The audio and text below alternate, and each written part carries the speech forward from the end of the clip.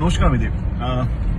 এখন আমরা ইসলামপুর থেকে বেরোলাম। জাস্ট যেই কারণে ভিডিওটা বানিয়েছি, ইসলামপুর হচ্ছে আমাদের মালদায়, যারা মালদার বাইরে, মালদা বলছি, নর্থ বেঙ্গলে, যারা নর্থ বেঙ্গলের বাইরে তারা ভাবছেন হয়তো ইসলামপুর কথা। আমি এখানে বিধানসভার প্রচারে এসেছিলাম এবং কানাইয়ালাল আগরওয়ালের জন্য প্রচারে এসেছিলাম।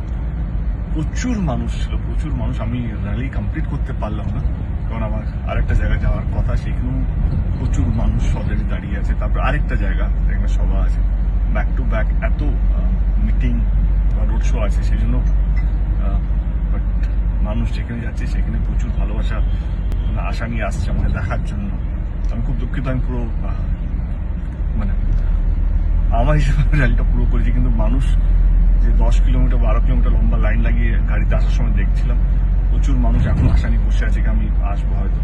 আমি দুঃখিত, আমি ক্ষমা চাইছি কি আমি পুরো র্যালিটা বা আপনাদের কাছে অবধি পৌঁছতে পারলাম না, কিন্তু কথা দিচ্ছি কানাইয়ালাল বাবু জেতার পর আবার আসবো বিজয় মিছিল করার জন্য।